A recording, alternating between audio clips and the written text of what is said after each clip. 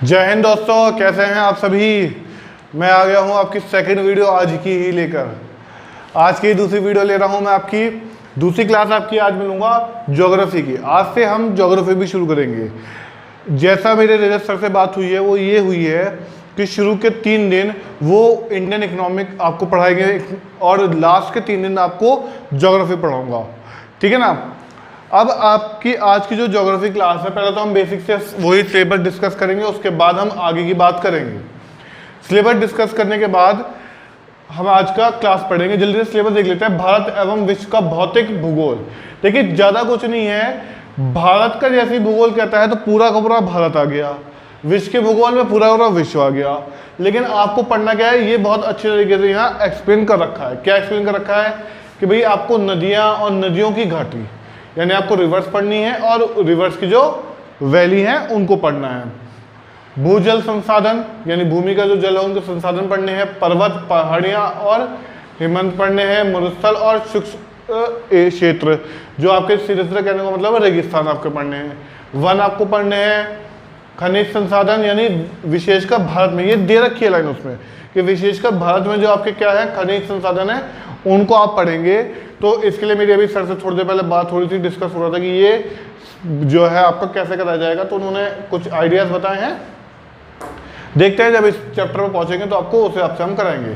भारत एवं विश्व का राजनीतिक भूगोल, ये जो है चैप्टर आपका जल्दी ही मेरे ख्याल से अगले वीक हम ये चैप्टर शुरू कर देंगे, क्योंकि ये अपने यहाँ पे बहुत ज़्यादा फैला हुआ चैप्टर है और इतना कुछ पढ़ने को है कि पढ़ते पढ़ते हम थक जाएंगे, लेकिन ये खत्म नहीं होने का। जलवायु तथा मौसम, टाइम जोन और जनसंख्यिक परिवर्तन एवं तथा प्रवास। सर ये नीचे का लिखा हुआ दिख रहा है वीडियो में, ठीक है। तो ये जो जनसंख्यिक परिवर्तन तथा प्रवास है, ये भी थोड़ी देर पहले ये भी मेरे सर से इस बात में डिस्कस हो रहा था। मेरे सर से यही कह रहा था कि सर ये तो चैप्टर ही नहीं है कोई, एक्चुअल में ये कोई चैप्टर ही लाइन नहीं करता ज्योग्राफी के अंदर। ये असल में आपका इन्हीं चैप्टर्स के अंदर है, अगर ध्यान से देखा जाए कि किस तरह से भारत में डेवलपमेंट हो रहे थे, तो उनका परिवर्तन, जनसंख्या के परिवर्तन में जो है रोल रहा। चलिए खैर, आज हम जो पढ़ेंगे ये आपका ज्योग्राफी का सब्जेक्ट है पूरा, कि आपका क्या क्या पैट एग्जाम में आ रहा है। अब यूपीएसएससी पैट के लिए हमें सबसे पहले हम जो टॉपिक पढ़ रहे हैं, हम ये स्टार्टिंग के सारे टॉपिक हटा रहे हैं, ये नहीं हम पढ़ेंगे कोई सा भी स्टार्टिंग में, क्योंकि ये पढ़ने के लिए पहले हमें अपने अर्थ के बारे में जानना जरूरी है। आज सबसे पहले तो हम बेसिक ज्योग्राफी के बारे में पढ़ेंगे, उसके बाद हम जो है ग्लोब के बारे में पढ़ेंगे, जिसमें हमारा जलवायु तथा मौसम, ऋतु, इन सब के ऊपर हम चर्चा करेंगे और साथ में चर्चा करेंगे टाइम जोन की, ठीक है। आज अगर हो पाएगा तो कोशिश करेंगे आज ये पूरा करेंगे, वरना आज हमारा जहाँ तक है सिर्फ हम जलवायु के बारे में पढ़ सकते हैं ज़्यादा से ज़्यादा। चलिए खैर आगे अब हम बात करते हैं। सबसे पहले ज्योग्राफी, भाई क्या मतलब है ज्योग्राफी का। तो ज्योग्राफी को हम 2 हिस्सों में तोड़ेंगे। 2 हिस्से कौन कौन से, जियो और ग्राफी। तो जियो का मतलब हो गया अर्थ यानी पृथ्वी, अर्थ यानी पृथ्वी, और ग्राफी का मतलब हो गया आपकी टू एक्सप्लेन यानी वर्णन करना, यानी पृथ्वी का वर्णन करना क्या है, ज्योग्राफी है। इससे पहले मैं ज्योग्राफी जब पढ़ा रहा था तो मैं पढ़ा रहा था उसमें कॉस्मोस ज्योग्राफी में भी एक अलग पार्ट होता है, तो वो ज्योग्राफी के अंदर रख दिया जाता है, लेकिन वो एक अलग पार्ट है। फिलहाल ज्योग्राफी का मतलब हम समझे, ज्योग्राफी का मतलब क्या, अर्थ यानी पृथ्वी, और ग्राफी मतलब टू एक्सप्लेन यानी वर्णन करना। तो ज्योग्राफी का मतलब हुआ कि पृथ्वी का वर्णन करना। इसके बाद हम बात करेंगे ज्योग्राफी के फादर की, यानी जनक की। भाई जनक यानी फादर 2 एक तरह से होंगे। एक तो होंगे वो जिन्होंने ज्योग्राफी शब्द को दिया होगा, क्या जो होगा, ज्योग्राफी एज ए शब्द दिया है, और एक जनक जो जिन्होंने ज्योग्राफी को ऐसे विषय दिया है, सब्जेक्ट दिया है। यहाँ तो वर्ल्ड के रूप में दिया है और यहाँ सब्जेक्ट के रूप में हमें दिया है। तो सबसे पहले हम बात करेंगे शब्द के रूप में। तो शब्द के रूप में ज्योग्राफी देने वाले पहले व्यक्ति थे इरोटोस्थनीज। क्या थे, कौन थे, इरोटोस्थनीज। इरोटोस्थनीज। इरोटोस्थनीज ने सबसे पहले जो है ज्योग्राफी शब्द को दिया था। अच्छा, इरोटोस्थनीज को जो है एक उपाधि और दी जाती है, इन्हें व्यवस्थित भूगोल का जनक भी कहा जाता है। क्या कहा जाता है इन्हें? व्यवस्थित भूगोल का जनक। इन्हें व्यवस्थित भूगोल का जनक भी कहा जाता है। इतना आप लोगों को सबको समझ में आ गया। इसके बाद हम बात करेंगे ज्योग्राफी के फादर एज ए सब्जेक्ट। तो ज्योग्राफी के जो फादर एज ए सब्जेक्ट वो है हिक्टियस। हिक्टियस जो है हिक्टियस, इनकी एक बुक जो है आपको बहुत याद रखनी पड़ेगी। इनकी बुक का नाम है जस्ट पीरियड। बुक का क्या नाम है इनकी? Just period. इनकी बुक है जस्ट पीरियड। तो इस बुक को आपको ध्यान रखना होगा इनकी। फिर एक बार समझ लेते हैं शब्द के जनक कौन है? इरोटोस्थनीज। इन्हें हम व्यवस्थित भूगोल का जनक भी कहते हैं कि व्यवस्थित भूगोल को इन्होंने ही लगाया था। जनक विषय के जो हैं हमारे हिक्टियस हैं, इन्होंने बुक लिखी थी जस्ट पीरियड। बात समझ में आ गई? इस बुक के अंदर इन्होंने सबसे पहले जो है ज्योग्राफी को एक्सप्लेन करा था। इतना क्लियर हो गया। उसके बाद हम बात करेंगे आधुनिक भूगोल की। आधुनिक भूगोल के जनक। आधुनिक भूगोल के जनक कौन है? ठीक है, सीधे से कह सकते हैं मॉडर्न ज्योग्राफी के फादर ऑफ मॉडर्न ज्योग्राफी। ठीक है, अगर हम मॉडर्न ज्योग्राफी की बात करेंगे तो इसकी एक ट्रिक मैंने, आपने अगर पिछली वीडियो किसी ने देखी हो तो उसमें भी मैंने एक ट्रिक बताई थी याद रखने के लिए कि भाई आधुनिक है, बड़ा मॉडर्न होता फिर रहा है। मॉडर्न हो गया अलेक्जेंडर। कौन हो गया मॉडर्न? अलेक्जेंडर।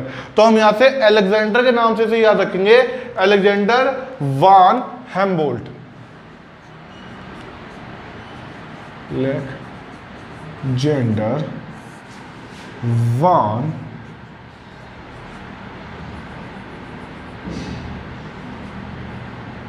हेम्बोल्ट।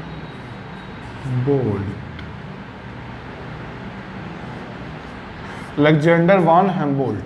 ठीक है, इसको याद रखना होगा। ये व्यक्ति जो है ये भी बहुत इंपॉर्टेंट है क्योंकि मॉडर्न भूगोल, आपके मॉडर्न ज्योग्राफी के ये जो है फादर हैं। और इनकी एक बुक है जो मैं आपको बता रहा हूं, आप याद रखिएगा। इनकी बुक है कॉस्मोस।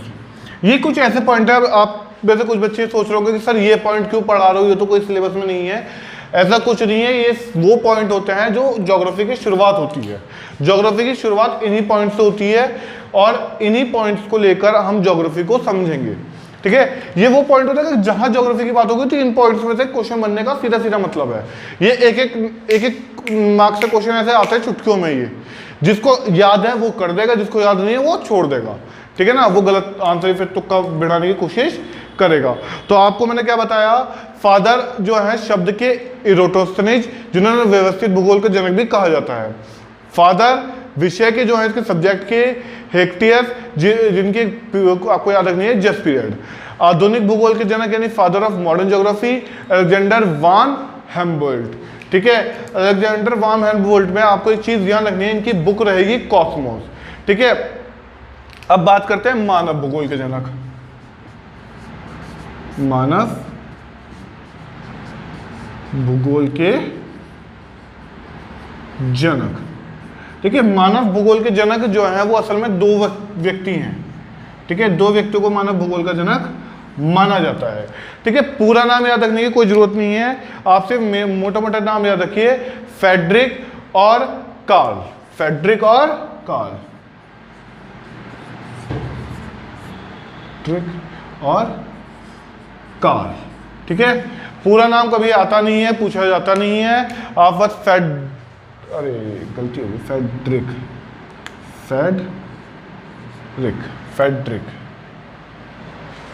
फ्रेडरिक और कार्ल। इतना समझ में आ गया। जल्दी से पहले ये पॉइंट उतार लीजिए। ठीक है, फिर हम बात करेंगे मानचित्र की। मानचित्र यानी मैप, मानचित्र के जनक किसे कहा जाता है? मानचित्र भी दो तरीके से हमें याद रखना होगा। एक तो मानचित्र जिसने सबसे पहली बार मानचित्र बनाया, पहला मानचित्र, ठीक है। दूसरा वो व्यक्ति जिसने विश्व का पहला मानचित्र बनाया, यानी पूरे वर्ल्ड का उसने जो है मानचित्र बनाया था, विश्व का मानचित्र। देखिए सर यहां तक दिख रहा है या नहीं? ज्यादा नीचे तो नहीं चलेगा? मानचित्र दिख रहा है वो नीचे लिखा हुआ? क्योंकि नीचे जैसे जाता है मेरा हाथ तिरछा हो जाता है, ऊपर तो सीधा चलता है, नीचे जाता है तो तिरछा हो जाता है। तो देखिए सबसे पहले एनेक्सीमेडर जिन्होंने पहला मानचित्र बनाया था, एनेक्सीमेडर। एनेक्सीमेडर ने क्या करा था? पहला मानचित्र बनाया था। इन्होंने पूरे वर्ल्ड में एक छोटे से एरिया का पहला मानचित्र बनाया था, बहुत बड़ा एरिया नहीं था, एक छोटे से एरिया का पहला मानचित्र बनाया था। और विश्व का, पूरे वर्ल्ड का एक लौता मानचित्र बना था जो सबसे पहले वो बनाया था टॉमली ने। किसे बनाया था? टॉमली ने। टॉमली का नाम आपको बहुत अच्छे से ध्यान रखना है क्योंकि बहुत ज्यादा पूछा जाता है। और टॉमली की एक बुक है जियोग्राफी, जियोग्राफी। टॉमली की एक बुक है, उसका नाम क्या है? जियोग्राफी। टॉमली की इस बुक को आपको याद रखना होगा, ये टॉमली की बुक है जियोग्राफी। बात इतनी क्लियर हो गई? पहले फटाफट जल्दी से आप इन्हें उतारिए। अच्छा हाँ, एक और बता दूं, father of globe Martin Behaim. Father of globe, क्योंकि मुझे ध्यान नहीं आ रहा किस पेपर में, लेकिन ये किसी प्रैक्टिस सेट में शायद क्वेश्चन पूछा गया था कि फादर ऑफ ग्लोब कौन है, तो आपको क्या नाम ध्यान रखना है? मार्टिन नाम ध्यान रखना है।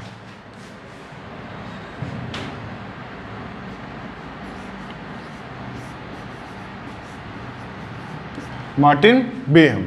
तो मार्टिन बेहम का आपको नाम याद रखना है। मार्टिन है, मार्टिन नहीं, मार्टिन। जल्दी से आप ये उतार लीजिए फटाफट।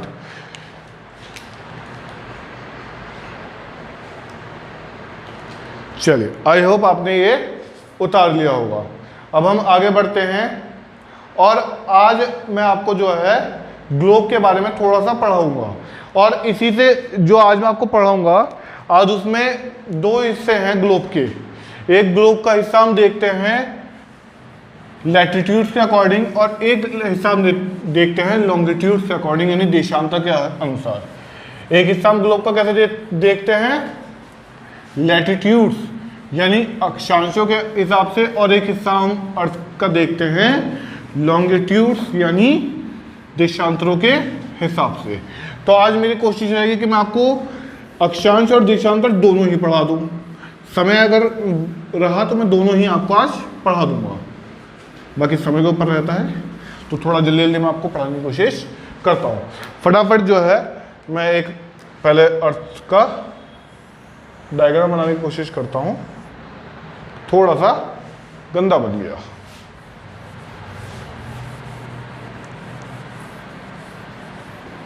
सर शायद इंक खत्म हो गई है ब्लैक वाले मार्कर में, दूसरे में देखता हूँ। हाँ, इसमें सही चल रही है, पिछले वाले में इंक खत्म हो गई थी जरा। थोड़ा सा जो है ग्लोब हमारा हल्का सा गंदा बन गया है, लेकिन चलिए कोई बात नहीं।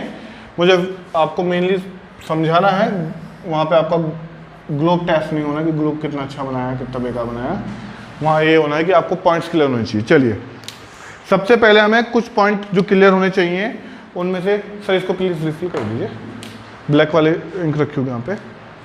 सबसे पहले हमें क्या पता होना चाहिए? सबसे पहले हमें पता चाहिए कि हमारा जो अर्थ है उसके ठीक बीच में से एक लाइन जाती है इस तरह से, ठीक है। इस लाइन को हम बोलते हैं इक्वेटर, या हिंदी में बोल देते हैं भूमध्य रेखा, क्योंकि भूमि के मध्य से जा रही है। भूमध्य रेखा, इक्वेटर या विषुवत रेखा भी हम इसे कहते हैं, विषुवत रेखा। ठीक है, फिर देख लीजिए, सबसे पहले हमने इक्वेटर बनाई है। इक्वेटर को हिंदी में भूमध्य रेखा, विषुवत रेखा, इन दो नामों से जाना जाता है। अच्छा, मैं आपको सबसे पहले पढ़ा रहा हूं अक्षांश। अक्षांश यानी लैटिट्यूड्स,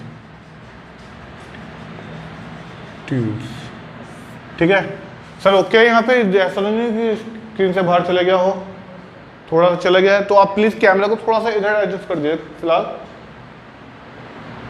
थोड़ा सा कैमरे को एडजस्ट कर दीजिए, ठीक है। तो अक्षांश यानी लैटिट्यूड्स, क्योंकि मुझे आज लगभग पूरा बोर्ड चाहिए होगा, तो आप जो है इसको आप थोड़ा सा एडजस्ट कर लीजिएगा, क्योंकि अच्छा बड़ा टॉपिक भी है और बहुत ज़्यादा फैलने वाला टॉपिक भी है। तो सबसे पहले हमें ये पता चल गया है अक्षांश यानी लैटिट्यूड्स पढ़ना है। तो जो हमारी भूमध्य रेखा है, हमारी इक्वेटर है, वो कहाँ से होकर निकलती है? वो होकर निकलती है हमारी 0 डिग्री लैटिट्यूड से, ठीक है। ना इसमें ईस्ट, ना वेस्ट, ना नॉर्थ, ना साउथ, कुछ नहीं होता, सिर्फ 0 डिग्री होता है। जैसे आपने मैथ में जब इंटीजर्स पढ़े होंगे तो 0 बिल्कुल बीच में होता है, ना उस पर प्लस का साइन होता है, ना उस पर माइनस का साइन होता है, सेम ऐसे ही है। अगर आप अर्थ में ध्यान से देखें तो हमारा जो डायरेक्शन चार्ट है वो कुछ इस तरह से होता है, ऊपर नॉर्थ, नीचे साउथ, इधर ईस्ट और इधर वेस्ट, ऐसे हमारा डायरेक्शन चार्ट होता है, और वही हमारा ग्लोब पे भी लागू होगा। तो अब जल्दी से हम समझते हैं कि हमारे ग्लोब पे जो डायरेक्शन चार्ट लगा उसमें ऊपर की तरफ क्या हो रहा है? नॉर्थ। तो यहाँ ऊपर जो एक पॉइंट पड़ेगा इसको हम नाम देंगे नॉर्थ पोल। क्या नाम देंगे इसे? North pole. ऐसे ही नीचे एक जो पॉइंट पड़ेगा उसको हम नाम देंगे साउथ पोल, साउथ पोल, ठीक है। क्या ये आ रहा है? ओहो, साउथ पोल भी निकल गया कैमरे से बाहर, साउथ पोल भी सर कैमरे से बाहर। थोड़ा सर इसको कैमरे को थोड़ा पीछे कर लीजिए, आप एक काम कीजिए, थोड़ा सा इसे पीछे कर दीजिए कैमरे को, क्योंकि आज बोर्ड ज़्यादा चाहिए होगा, ठीक है। चलिए फिर एक बार देख लेते हैं, नॉर्थ पोल और ये साउथ पोल। इतना क्लियर हुआ भाई सभी को? ठीक है, नॉर्थ पोल और साउथ पोल क्लियर होगा भाई? फिर देख लेते हैं एक बार, ठीक है। ये हमारा इक्वेटर है 0 डिग्री पे, ऊपर नॉर्थ पोल है, नीचे साउथ पोल है। तो भैया सीधी सीधी बात है, जब इक्वेटर है, जब कोई चीज गोल होगी और उसको बीच में से आधा कर दिया जाएगा तो गोल चीज को तो बोल गया स्फीयर, और बीच में से आधा करने के बाद उसको बोल दिया हेमिस्फीयर। तो ये हो गया हमारा नॉर्दर्न हेमिस्फीयर और ये हो गया हमारा साउदर्न हेमिस्फीयर। इतना क्लियर है सर? टाइम कितना बचा है बस प्लीज ये और बता दीजिए मुझे। 12 मिनट बचे हैं अभी। चलिए 12 मिनट में मुझे टॉपिक क्लियर करना है, तो फटाफट देख लेते हैं। इसके कुछ इंपॉर्टेंट नाम भी देख लीजिए भाई। सबको पता है जो नॉर्थ हो गई वो उत्तर दिशा होगी, तो इसे हम क्या कहेंगे? उत्तरी ध्रुव, उत्तरी ध्रुव, ठीक है। साउथ हमारी दक्षिण हो गई तो इसे हमने बोल दिया दक्षिणी ध्रुव, ठीक है। इतना क्लियर हो गया। लेकिन उसके अलावा इसके एक अन्य नाम और होता है जो पेपर में पूछा जा सकता है, और पेपर के पॉइंट ऑफ व्यू से मैं आपको बता दूं कि इसका जो अन्य नाम है वो सुमेक पर्वत या फिर सुमेक पर्वत होता है। इसका जो नॉर्थ पोल का तो अन्य नाम आप लिख सकते हो सुमेक पर्वत, और साउथ पोल का अन्य नाम लिख सकते हो आप, साउथ पोल का अन्य नाम नर्क पर्वत भी होता है, और आपका जो है कुमेक पर्वत भी होता है। दो नाम है इसके अन्य, कुमेक पर्वत और नर्क पर्वत, ठीक है। फिर देख लीजिए फटाफट जल्दी से, क्योंकि मेरी कोशिश ये है कि आपको यहीं पे याद करवा दो, आपको बार बार घर जाके जो है कई बार जो है याद करने की जरूरत ना पड़े। देखिए फिर देख लीजिए, सबसे बीच में हमारी जो लाइन दी गई है उसको इक्वेटर भूमध्य रेखा या विषुवत रेखा 0 डिग्री पे आपकी जाती है। उसके ऊपर नॉर्थ पोल यानी उत्तरी ध्रुव जिसे हम सुमेक पर्वत कहते हैं, और नीचे साउथ पोल दक्षिणी ध्रुव जिसे हम कुमेक या नर्क पर्वत भी कहते हैं। इतना क्लियर हो गया। उसके बाद हमारी एक लाइन इसके ठीक ऊपर, इक्वेटर के ठीक ऊपर जो ये जाएगी, ठीक है, इस लाइन का नाम है ट्रॉपिक ऑफ कैंसर, ठीक है, ट्रॉपिक ऑफ कैंसर या कर्क रेखा भी कह सकते हैं। इसे क्या कहते हैं? कर्क रेखा। अच्छा, ये कर्क रेखा कौन से ध्रुव की तरफ जा रही है? उत्तरी ध्रुव की तरफ जा रही है। तो इसे उत्तरी, और इसकी जो रेखा होती है उसे अयन भी बोला जाता है, अयन रेखा। तो उत्तरी अयन रेखा भी इसका नाम है। तो क्या नाम है इसका? अन्य उत्तरी अयन रेखा। ये ध्यान रखिएगा, क्योंकि मैं अन्य नाम भी बताने की मेरी कोशिश ये है कि आपके पेपर में कुछ भी पूछ ले आपको याद हो। अच्छा, कितने डिग्री पे होती है? ये 23.5 या ऐसे भी सकते हैं 23.5 डिग्री नॉर्थ पर होती है। बात यहां तक क्लियर हो गई आपको?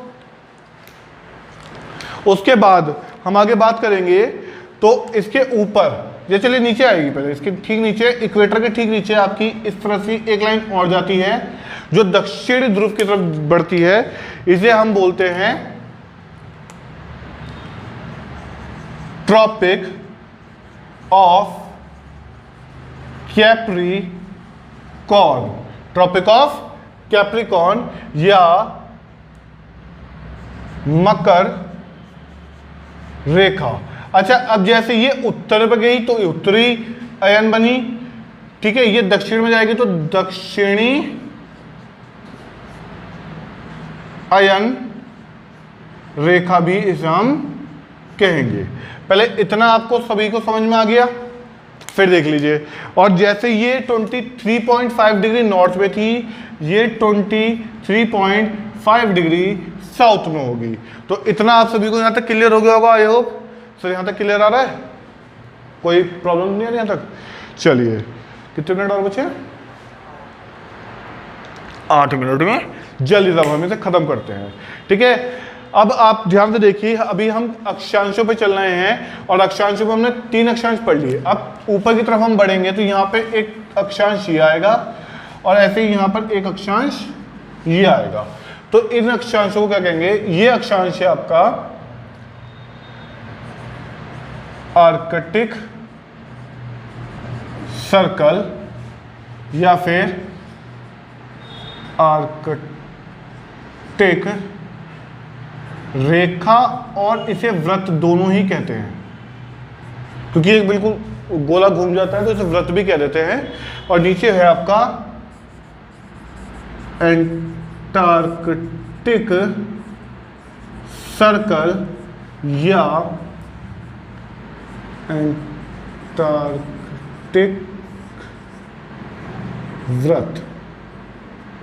अब बल्कि रेखा हटा के व्रत ही याद कीजिए इसको, ठीक है ना, आर्कटिक व्रत ही याद कीजिए इसका नाम, ठीक है। ये कितने पे होता है? ये आपका 66.5 डिग्री, और ये आर्कटिक तो है साउथ और नॉर्थ में, डिग्री नॉर्थ 66.5 डिग्री नॉर्थ में, और एंटार्क्टिक है आपका 66.5 डिग्री साउथ में।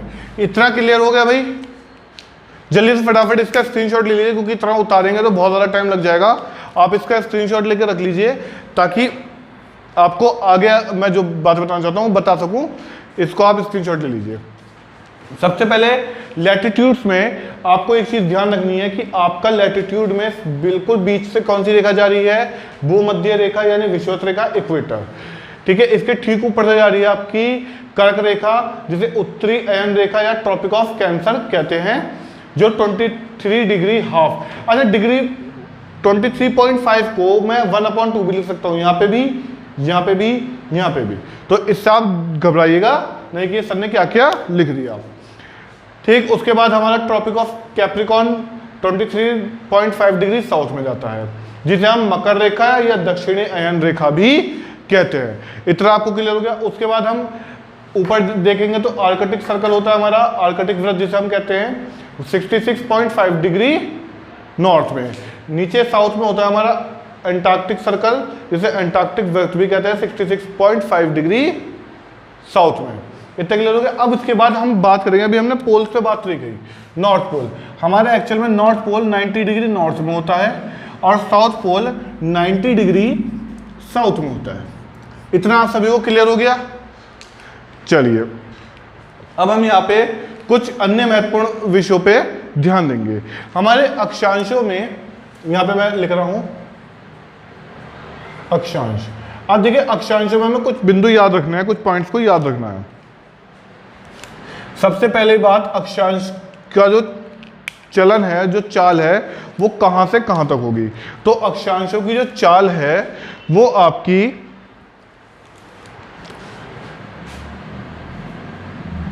वेस्ट टू ईस्ट होगी। वेस्ट टू ईस्ट, हमारा जो अर्थ है उसका रोटेशन भी वेस्ट टू ईस्ट है, इसलिए हमारा जो सूरज है वो ईस्ट में निकल के वेस्ट में छुपता है। कभी आप करके देखिएगा एक्सपेरिमेंट तो आपको पता लगेगा। तो इसकी डायरेक्शन क्या है, दिशा क्या है, वेस्ट टू ईस्ट। उसके बाद दूसरा पॉइंट है हमारा, इसका जो प्रयोग है या इसका जो उपयोग है, इसका यूज कहाँ हो रहा है। इसका यूज जब आपका मौसम और जलवायु परिवर्तन होंगे, जब होगा जलवायु एवं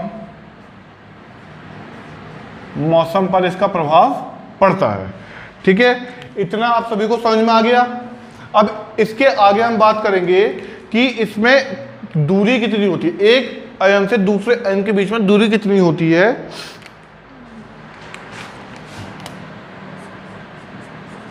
दूरी, तो भैया दूरी इसमें दो तरीके से मापी जाएगी। दूरी दो तरीके से देखी जाएंगी।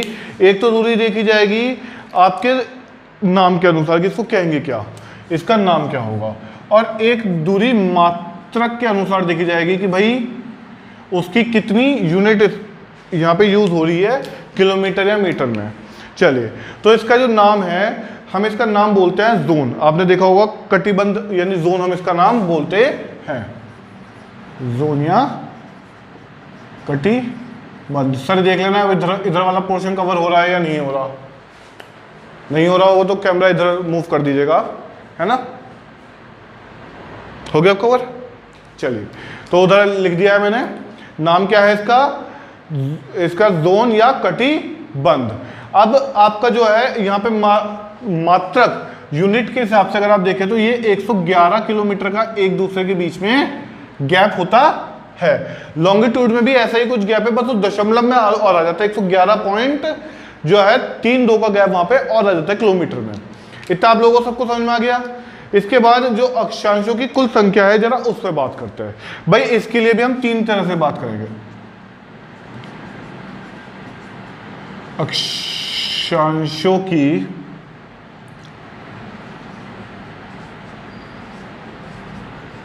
कुल संख्या। सर मेरे ख्याल से समय पूरा हो गया होगा, जब बच रहा है कुछ 2 मिनट बच रहा है ना। चलिए, आज लैटिट्यूड तो लगभग क्लियर करेंगे। फटाफट देखिए, अगर इक्वेटर से आएंगे और हर एक डिग्री पर एक लैटिट्यूड अगर हम डालेंगे तो कितने डिग्री तक गए हैं, 90 डिग्री यानी 90 डिग्री तक गए हैं। ऐसी जो है नीचे भी हम 90 डिग्री तक गए हैं। तो 90 ऊपर नॉर्थ में गए हैं, 90 नीचे साउथ में गए हैं। पहले तक समझ में आया, 90 ऊपर नॉर्थ में, 90 नीचे साउथ में, और एक है हमारे पास इक्वेटर। एक क्या है हमारे पास, इक्वेटर। तो कितने हो गए, 181 जो है हमारे पास क्या हो गई, अक्षांशों की संख्या हो गई, या लैटिट्यूड्स के नंबर हो गए, कितने लैटिट्यूड्स है। अगर आपके पास कंडीशन आती है ये, तो ये, वरना एक कंडीशन और होती है। कुछ विद्वानों का यह मानना है कि भाई असल में नॉर्थ पोल और साउथ पोल ये पॉइंट्स है, ये पोल्स है, ये पॉइंट्स है, इन्हें आप लैटिट्यूड नहीं कह सकते। तो वो क्या करते हैं, इसमें से वो दोनों पॉइंट्स को माइनस कर देते हैं। तो आपकी अब संख्या 179 हो जाती है। लेकिन कई बार चौथी, पांचवी, छठी क्लास में इस तरह से लिखा जाता है कि अक्षांशों की कुल संख्या जो है 180 लिखी आ जाती है, 180 लिखी आ जाती है अक्षांशों की कुल संख्या। तो अब हमारे सामने कंफ्यूजन कि सर ठीक है, 3 कंडीशन हमने बता दी, तीनों समझ में भी आ गई कि भाई 181 कैसे है, 2 नॉर्थ पोल और साउथ पोल को हटा के 179 कैसे हुई, और 180 इसका ग्राउंड ऑफ फिगर मान लिया गया। ठीक है, लेकिन अब एक सबसे बड़ा जो समस्या हमारे सामने आती है वो ये आती है कि सर अब हम अगर ये ऑप्शन हमारे सामने हो तो हम किसको टिक करें। ऐसी कंडीशन पे अगर आपको जो है 181 कहीं दिखाई दे रहा है, तो सबसे पहले आप इसे प्रायोरिटी देंगे, सबसे पहले आप इसे टिक करेंगे। लेकिन अगर ये दिखाई नहीं दे रहा तो आप ये देखेंगे 179 तो नहीं दिखाई दे रहा कहीं हमें ऑप्शन में, अगर ये दिखाई दे रहा है तो फिर इसे टिक करेंगे। और अगर ये दोनों ही दिखाई नहीं दे रहे तो फिर आपको गारंटेड 180 दिखाई देगा, तो आप फिर उसे टिक करेंगे। देखिए यहाँ पे समझ लीजिए एग्जामिनर आपके साथ क्या खेल कर सकता है। एग्जामिनर ये दे देगा 181, बी ऑप्शन बी में दे दिया 179, ऑप्शन सी दे दिया 180, ऑप्शन डी दे दिया ऑल ऑफ दीज, ये सभी। अब कैसे करोगे? तो बहुत बच्चे सोचेंगे सर ने तो सारी बताई थी, सारी होंगे, ऑल ऑफ दीज लगा दो, कहानी खत्म। नहीं नहीं नहीं नहीं, चक्कर मत पड़ जाना। सबसे पहली प्रायोरिटी इसे ही दी जाएगी 181 को। अगर ये ऑप्शन है तो बस सीधा टिक लगाओ इसको। ऑल ऑफ दीज के चक्कर में मत पड़ जाना, क्योंकि बहुत बच्चे ऑल ऑफ दीज में चले जाएंगे, सर ने तो सारे बता दिए, सारे टिक लगा दो, हो गया बंटाधार, हो जाएगा गेम ओवर वहीं पे। तो क्या होगा, सर अच्छा खाता है, 1 नंबर आते आते, और आती नहीं चीज भाई क्या था, उलझ गए और क्वेश्चन में फंस के बहुत बच्चों के नंबर कटते हैं। हमने भी एक टाइम में जब पेपर दे रहे थे तो ऐसी मूर्खतापूर्ण चीज़ों में बहुत जगह नंबर कटवाए हैं। तो आज उनसे हमें भी अकल आई है, तो ताकि आप गलती ना करो, इसलिए आपको समझा दिया हमने पहले ही। तो जल्दी से आप इसका स्क्रीनशॉट ले लीजिए। सर एक बार थोड़ा सा कैमरे को इस तरह से एडजस्ट कर लीजिए कि अगर पूरा बोर्ड कवर हो सकता हो तो बच्चे स्क्रीनशॉट सही से ले लेंगे। और आज की क्लास हमारी यहीं तक रहेगी। कल की क्लास में हम लॉन्गिट्यूड्स को जो है आपके समझेंगे, और लॉन्गिट्यूड्स को समझेंगे और उसके साथ ही साथ मैं आपको टाइम जोन समझा दूंगा, क्योंकि लॉन्गिट्यूड्स के हिसाब से ही हमारा टाइम चलता है, टाइम और डेट उसी के हिसाब से हमारी बनती है। चलिए, जय हिंद, वंदे मातरम, भारत माता की जय।